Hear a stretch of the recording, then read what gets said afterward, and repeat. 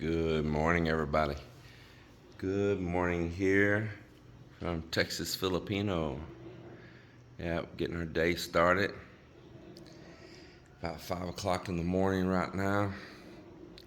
Got a little coffee brewing. I'm excited to get this day going.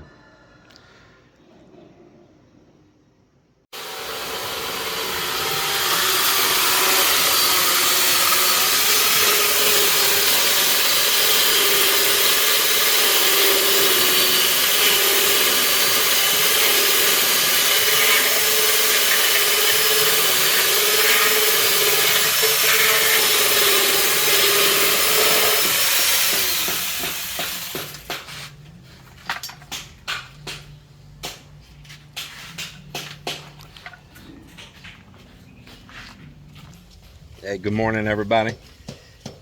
So everybody's been working for maybe about an hour and a half right now, and getting the day all going. And it's a brand new work week. It's a Monday morning, and right now Mach is running some conduit out to the trees where the lights are on the trees. We want all of that wire sealed away from the sun and the elements. So I'll show you some work he's already done this morning, and we'll get this day started. So good morning to you. So when Mel and I was back in the States, we went to Home Depot and bought these heavy outdoor weatherproof boxes right here, and they're made with two conduits come in the bottom. And I had him to go through and trim all of these to the same level this morning, so we don't have one sticking high, one sticking low. And this is our low voltage landscaping lights, 12 volts, runs on a big outdoor transformer. It's like for swimming pool lights and things. That's over there on another pole. And so he's going through doing that and getting those all set up. Then we're going to put some really weatherproof connections inside of them against this salt and moisture. And then like over here, this tree, we have a light that shines up in that tree. The wire was just buried in the sand without conduit. So he put conduit, and when we backfill that, that'll be buried. And we'll remake these connections up here, same thing. Setting these boxes up, getting them all set up. One mystery to me is I know that I bought 6 of those boxes, but yet only 4 arrived. Don't know. It don't look like the box was ever open, but I don't know. And I bought 6 covers and only 1 arrived. But we don't find anything like of value or anything missing out of our boxes, so it's just a mystery. But I did notice that one of the boxes seemed like that maybe the bottom had been open, or maybe they busted it and closed it up. Something could have fell out. I don't know. I've never ever had a problem. Never. I've never had anything taken or anything like that. So I don't know. I told Mel to really look in her stuff that came out of that ballot buying box and make sure that like those covers didn't just get down in the sacks and stuff, you know, of different things she had. So we'll continue to search for those covers, because the one cover I did find was in a box of her stuff. But I don't know, maybe when I was packing the boxes, I might have not got all of them in there. I might have been I was aiming to do one more box. Maybe I left them sitting to the side, because there's some other things I was aiming to ship and I didn't too. So it's probably all on me. Yeah, but I really want to complete this, and I need 1, 2, and we see some places I wouldn't mind having a couple more. So now with Amazon, that being available, I think I can just order them on Amazon. I'm gonna go check it out and see, and I need to order those covers for it. But I'm gonna go in there on those connections, and I have one of those really good solder guns that you pull the trigger and it gets instant hot. I'm gonna solder those connections, because you want as strong a connection as you can, especially on low voltage like 12 volt, for it to really have a good continuity. So I'm gonna go in and I'm going to solder the ends of those wires, and then I'm going to do a shrink cap on them. So here a while back I ordered the shrink wrap that you put on wires. I ordered shrink wrap caps that are sealed on one end that I can put on a connector like that, and just leave them butted up, but shrink wrap that like that. So I'm going to be doing that also, and I want these things as durable and long lasting as possible. The salt here is just not a joke, man. I mean, you've got to really think above and beyond, and it's good to do it even if you wouldn't buy the salt, man. Give it your all. So we just had them kind of thrown together at the moment, and we left extra wire, so if any corrosion got in the wire before we got that done, we had a little bit to spare. But now it's time to make it right and make it tight. Yep. Let me show you something else. So you see these right here on all these poles. Today I had my neighbor, he's right there behind that fence, one of those little metal roofs, B-Bot. I really like him and his son. I had him to come over, and he's making these additional 2, and then for all of those going across right there, and there's one over on that side staircase. So he's gonna make me 7 more of those pieces and come install them. I told him make sure they all stay level with each other, and then I'm gonna put him on another project after that. So I've got that sculptor out here right now, and what I'm trying to get him to do is make a Pegasus Dragon hybrid. And he came with some images, and I said, "Oh, you created those on AI?" He said, "Yes, sir." I said, "No, you made it too dragon looking." And then he's made this little drawing here, because I told him I want it standing up.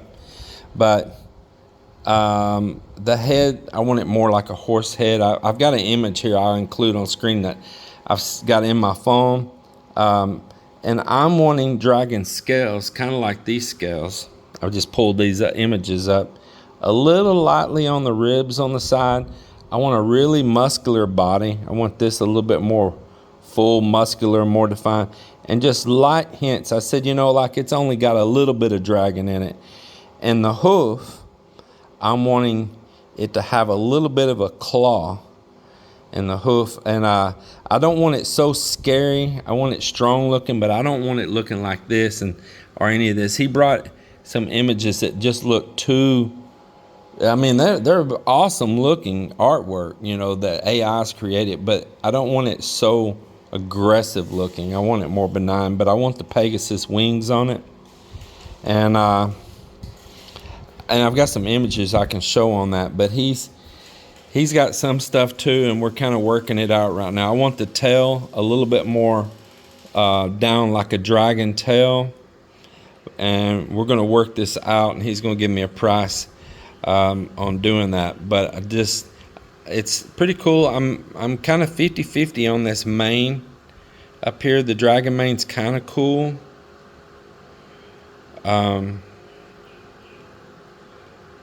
Just nothing too aggressive looking. For you all that don't know the history of the horse, a lot of people think the horse came from Asia, but the very first horses were out of North America, and they were tiny, the size of a dog, and they had 3 toes, and that was the beginning species of the horse. And then the horses we know it did develop in Asia, out on bigger grasslands and all. Yep. So anyway, that's what we're working on here right now. Well, it's the end to another day, and I didn't record a whole lot because we're doing these little things that just tedious and take time, and there's not like this big result you're really going to see on video or anything. So I just didn't bother recording that. Hey, Angel. But he chopped this down some. I told him maybe take it down just a tad bit more, maybe 1 inch down on that end. It's got a lip here, and only a 1/2 inch on this end, and then I think we can get it lined up with this. They took the power washer and they power washed this concrete all down. Then they took that water tube and they went around all the way around in here and made a mark of water's level all the way around. Then they measured down to the floor, because I told them this concrete is not level. And when it rained, it held a lot of water down here. I'm sure y'all seen it in a previous video. And they're about to put a topping on this concrete. I'm not going to tile this. I'll give my reason why. Most likely, if you're going to tile a big kitchen area, it's going to be a light color tile. And those tiles are going to get a lot of wear on them in here. The cleaners and stuff they use, and I know just a matter of a year or two, the finish is going to start being worn off the top of them. The glazing it's going to start showing through in the high traffic areas, maybe like the clay color that's underneath it and all. And they're going to use strong cleaners all the time cleaning up the floor, and it's going to remove that finish on it. And I'm just going to put a polished concrete. So they're going to do a topping, and right all the way at this end, it's probably just a little less than 2 inches. And that topping they're going to do to get it leveled out. And down there at that end, it's probably going to be more like, I don't know, inch, in some places 3/4 of an inch and all. So doesn't mean it was 2 inches out of level down here, because of course they got to keep some thickness up on the other end. I don't want it too thin to where it cracks and breaks off easy. Now that topping, we left this concrete really rough. You know, it's really porous, you see? And that's because I wanted something like this to bond over it. And they'll use a fine sand and mix it with Portland. And they'll come over this and, hey, y'all gonna put Sahara in that maybe? In that mix when y'all do it? We have some up there, right? Yeah, let's put some in that, okay? And so then they'll come over and level it, lay that over, and they'll really trowel it and glaze it down. Now, my friend Jean-Pierre was here today, and he said, oh, if you make it too slick, it's going to be slippery. But we are going to put those rubber mats they use in a lot of restaurants and all in here on the floor. Especially like, say like here where somebody's standing. It's better on their feet than standing on the concrete. As long as it's not slippery, but it's better on their legs. It's where they're doing a lot of standing. And they can take those out and clean them, put it back in. That'd be just regular maintenance. But I am going to buy those thick commercial rubber mats and put down back here. Of course, there's going to be stuff built out right here. There's going to be a cooler down there. All that thing's going on. So that is the dealio with that. I am going to be gone from here tomorrow, so I asked them, don't do the topping today. Don't start on it. Just prep. So he's got nylon strings down here. I know they're hard to see maybe. But he has them all stretched and ready so that they know exactly what level to bring it up to. Another thing is where the sink drains are going. Joel drilled and chiseled out 2 holes through the wall right there, where we measured out exactly where the sinks are going, there and there. And that's done. He done clean this mess back up from that. We're setting some electrical boxes in. So I put them around where I want them, and Mop's going to fasten those in for me. I'm going to prepare for electrical in here. And we got some marks on the walls too, exactly where some of the countertops are going to end and where the stove will be and stuff like that. Where refrigerator is going to be, where coolers are going to be, the chiller that's got the glass door on it. So it's coming along. That'll be their work come tomorrow. Yeah, it's coming right along though. I've got some cool things that's going to be going up in here that I sent from Texas. I even put up a horseshoe right here. Check this out. Painted up really good. Put it up there. I need to touch up the nails though so they don't rust. But I've got some cool old license plates from Texas, and I mean some old ones. I've got like 1933, the 1940s, 50s. I got in the 60s. I've got 1970s, like 70, 71, 72, the classic car eras, the muscle car eras. Texas license plates, man. 68 Hemisphere license plate and all. But what I'm going to do is I'm going to have to put a good grade commercial Wow, blah, blah, blah, not commercial. What I'm gonna have to do is put a good quality clear coat over the top of them. Something that's not really gonna turn yellow or curl up or anything. I hate to do it to those plates, but I really want them here, and I've got to give them protection from the salt. So there's no choice, or they'll just be gone. Now, a couple of these plates are already kind of rusty, and I've got like one or two of those old Texas plates that the original paint's pretty much gone. So what I'll probably do on those is just the condition those particular ones in is the reason I sent those, because probably gonna have to repaint them and redo the raised lettering on them, and then I'll clear coat those. So I'm not really going to be necessarily hurting the value on them because they're already a rust bucket anyway. But that's gonna be pretty cool. I've got this big Gur Brahma bull. Now there's Brahma bulls and there's Gur Brahma, and Gur Brahmas have a bigger roll at the top of their head and the way their horns come off. So this was a big old Gur Brahma. Look them up. Look up what a Gur Brahma is. They are some big old boys, and the cows too. So I have a Gur Brahma head that my brother and I finished over. He passed away. He was one of our bulls long ago on our farm. Early on, we had some different breeds. We raised what they call F1 crosses and all, and we had some of those big Gur Brahmas. We had two brothers, and one of them was called Dardo Negro, and the other one was called Dardo Red Hope. That was their legal registered name. And when he got old and passed, we took that head and we fixed it all up and finished it out. My brother did a good bit of the work at the time, and it was beautiful, beautiful piece. And I brought it, and I'm really torn. I want to put it out here, but I want it taken care of. We will figure that out. I think it'll be all right in here. I think it really will. I think it'll be okay. I'm gonna mount it up in here. I sent some deer horns from Texas, but not no great big trophy rack because it's too hard to get them in a ballot buying box. There is a viewer that is down on the other side of the island here that we've kind of made a connection with each other, and him and his wife are hunters and with boats and everything, his Filipino wife, and they said they sent their big trophy racks and all, because I have big old sets of elk horns and beautiful trophy deer mounts and stuff, you know. And but I just sent these little small horns, and he said he sent his. I'm just gonna leave mine back in Texas, I guess. I might send something else down the road, but I am gonna put up some of those little horns.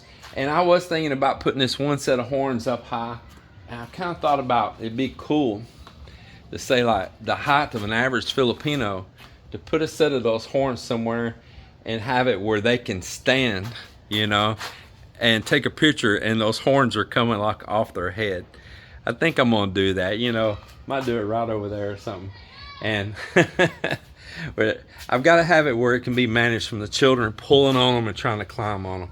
Number one enemy here, number one enemy, the terror, is the children. Woo! Because the parents here just give no discipline, none. They just smile and just let them rip and roar. Yeah. I'm used to where there's a lot of discipline and behavior and manners with children. I'm just so used to that, and I don't see that here. Yeah, I don't see that here. So challenges. Anyway, I'm excited for it. I give another spoiler alert. I had the sculptor guy come here today, and we made a deal on building a quarter horse out here. I am building it. We looked up I showed him about how high a full-grown quarter horse is, American quarter horse, and I felt it was a little bit too tall to build a 100% real true life size. because I want it up to a height that I'm going to allow people to climb up on it and take a picture like bareback. So I lowered it down. Like there's a range usually that the height of a quarter horse, say like 64 to 70 something inches average height on their back. Pretty tall, pretty big. And so I dropped it down about 5 inches below that to make it a little bit more accessible for them to climb up on. And then he's going to build this like log looking or wood looking step or pedestal down by the horse and throw that in to where it's easier for them to climb up and get up on the horse and take pictures. And I'm going to put it right here where I told you all I was going to put it. That's what this spot's reserved for. So that is taking place. I gave him a down payment on it. He's going to begin the work, and it should be here in 2 or 3 weeks. And then if I want to do anything else, we'll go from there. But it's coming right along. I'm also going to put some of the boys, when they're lagging on knowing what to do, I told them don't backfill this because we've actually got to dig down here just a little bit. But they need to chisel in a couple holes in through this, or we have to access it to put in where the jets are going to go when we actually do the pool liner inside itself. So I want to go ahead and start prepping for that. There's a place in that existing old concrete walls where there used to be those fish ponds in there that we're just using like a retainer to, that the returns are going in down there.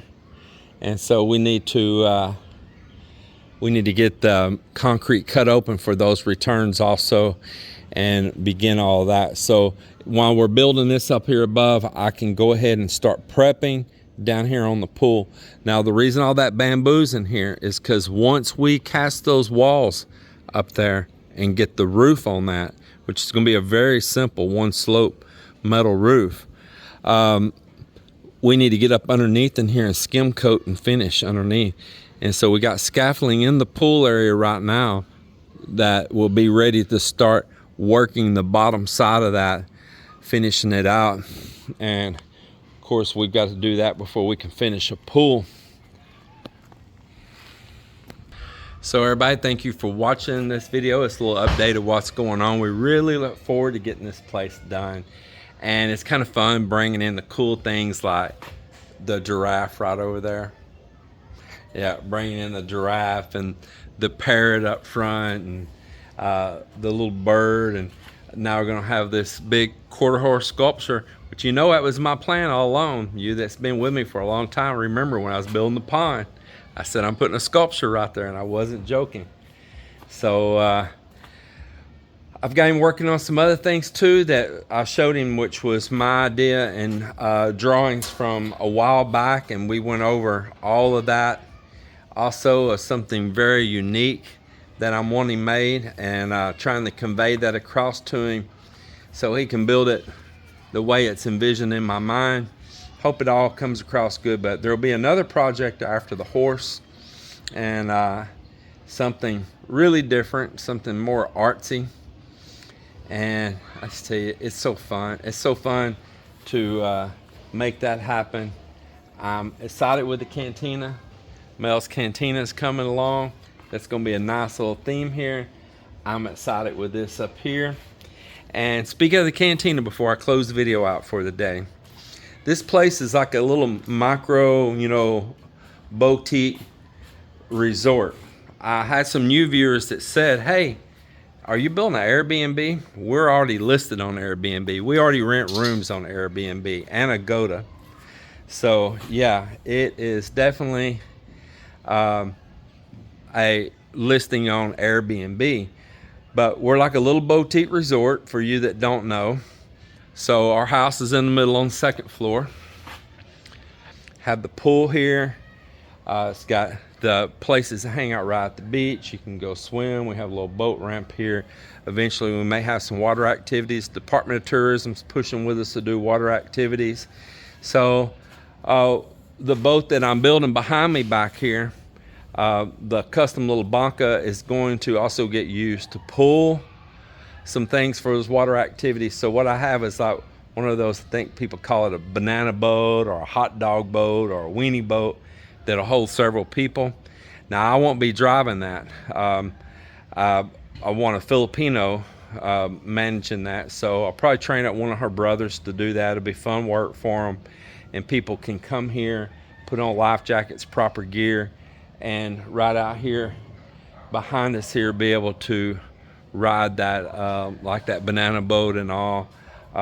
Nothing crazy and wild like people talk about, oh, pulling them with tubes and all that. And negative, man. We got to keep it calm and safe here, man. We want it chill, not wild, and don't bring too much in. I do have one of those tubes here for ourselves, but this is about, check this out though, Miss Landscaper with all the roots growing out the bottom of the pot. That's so funny.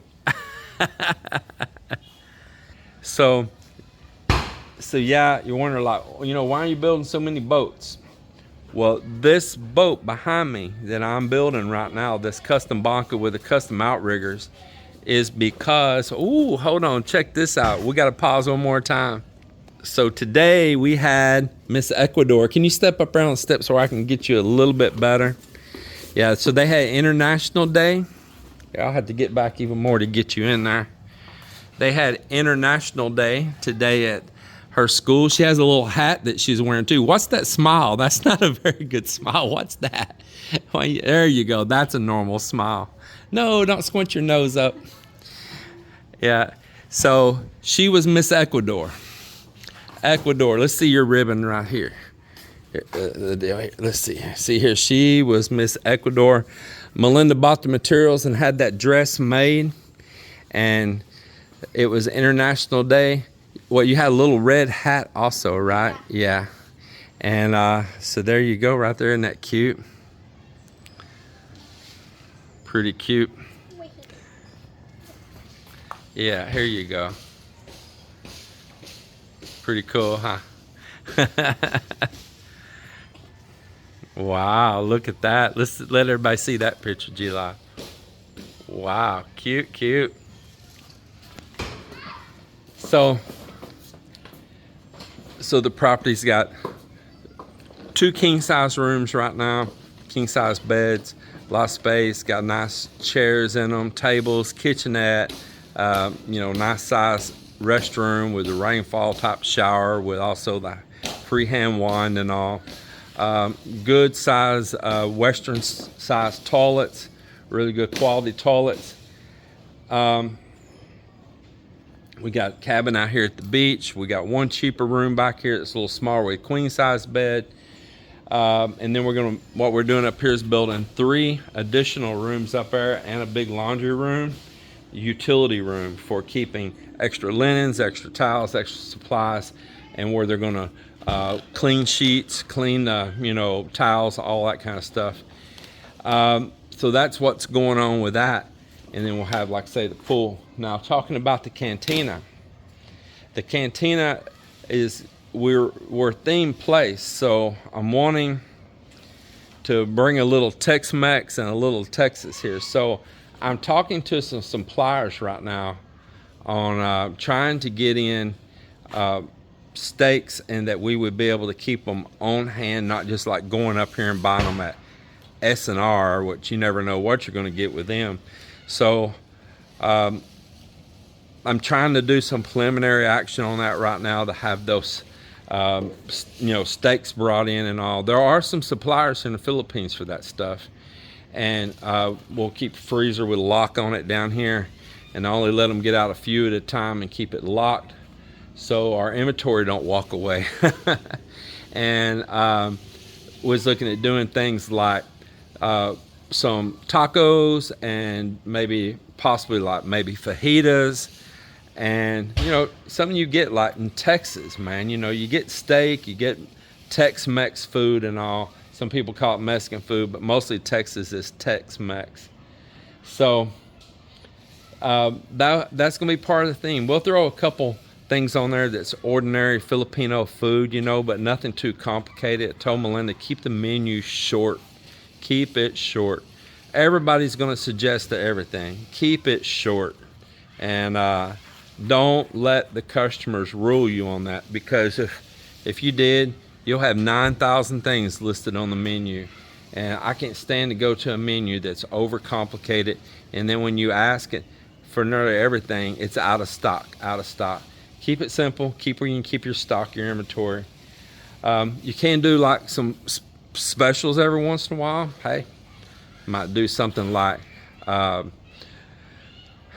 do pulled pork. That's possible. You could do barbecue sandwiches. That's possible. You could do stuffed baked potatoes. I can find some pretty decent potatoes here, and if you've got pulled pork or you've got brisket, you can chop and make those. And once we do our grand opening, the Department of Tourism is going to promote with us. We're going to work hand in hand with other businesses, and then we're going to do ads and commercials. Right now, this is like a soft opening, and we're just like testing the waters. We're getting some experience underneath our belt. So many great people have come here and stayed, and we've worked out flaws and took suggestions and made things better. But we have never done our grand opening. We're fully licensed. Mel's fully permitted for everything. She's got every bit of it. But we have not done the grand opening, and we're going to do it up really nice when that time comes. So, and I'm ready for that to happen. So I've been working steady at the Cantina, and I am ready to get over here and jump on this, put some fun things around here, get the whole place tidied up, and it's going to be beautiful.